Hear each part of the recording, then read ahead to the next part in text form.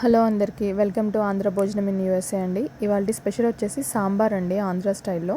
ముందుగా సొరకాయ, గుమ్మడికాయ, క్యారెట్, బీన్స్, కొంచెం కొబ్బరి, కొత్తిమీర అన్నీ ముక్కలు కట్ చేసుకొని పెట్టుకోవాలండి. పప్పు కూడా కడిగి వాష్ చేసుకొని పక్కన పెట్టుకున్నాను.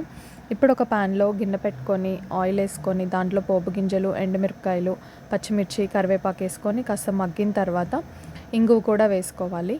దాని తర్వాత క్యారెట్, బీన్స్ ముక్కలు వేసుకొని చక్కగా మగ్గనివ్వాలి కాసేపు.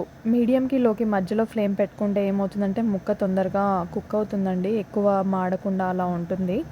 సో అండ్ దీని తర్వాత కొంచెం కలుపుకొని అప్పుడు ఉప్పు, పసుపు కొంచెం లైట్గా వేసుకుంటాను నేను. అలా వేసిన తర్వాత కాసేపు మళ్ళీ మగ్గనిచ్చి అప్పుడు సొరకాయ ముక్కలు వేస్తాను.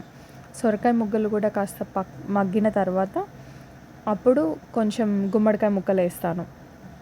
నేను ఎక్కువ క్వాంటిటీ వేసుకుంటానండి, నాకు సొరకాయ, గుమ్మడికాయ ముక్కలు చాలా ఇష్టము. సో అలాగా కొంచెం ఎక్కువనే పెట్టుకుంటాను, ముక్కలన్నీ ఎక్కువ వేసుకుంటాను నేను కొంచెం. సో ఇవి మగ్గించిన తర్వాత చక్కగా ఉడికినప్పుడు కొంచెం చింతపండు రసం తీసుకొని చింతపండు రసం వేస్తామండి, ముక్కలకి పడుతుంది అప్పుడే. దాని తర్వాత విడిగా పప్పు సపరేట్గా నేను కుక్కర్లో పెట్టుకొని ఉడికించుకున్నాను. ఆ పప్పు కూడా కొంచెం వాటర్ వేసి కలిపి ఆ పప్పుని ఇందులో మిక్స్ చేస్తాను. పప్పు వేయకముందే నేను పచ్చి కొబ్బరి కూడా వేస్తానండి, కొంచెం ముక్కలకు పట్టి మగ్గుతుంది అది చక్కగా. ఉప్పు కూడా వేసి సరిపడంత ఉప్పు, కొంచెం కొత్తిమీర ముందుగా వేస్తాను. వేసి మగ్గించిన తర్వాత అప్పుడు చింతపండు రసం, కొన్ని వాటర్ యాడ్ చేస్తాను. అదంతా కొంచెం కుక్ అయ్యి బాయిల్ అవుతున్న టైంకి ఇందులోకి కుక్ చేసిన పప్పు అంతా వేస్తాను. అది అంతా కొంచెం కాసేపు మగ్గిన తర్వాత ఇప్పుడు సాంబార్ పొడి నేను ఇండియా నుంచి తెప్పించుకున్నానండి. ఇది హోమ్మేడ్ సాంబార్ పొడి.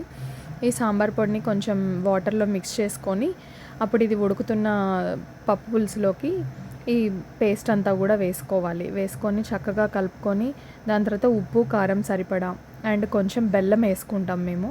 బెల్లం కూడా వేసుకున్న తర్వాత బాగా కలుపుకొని కావాల్సినంత వాటర్ కావాలి అంటే యాడ్ చేసుకొని ఇంకా బాగా మరిగించుకోవడం. ఒక 20 to 25 minutes మరిగించుకుంటే చక్కగా సాంబార్ రెడీ అయిపోతుందండి.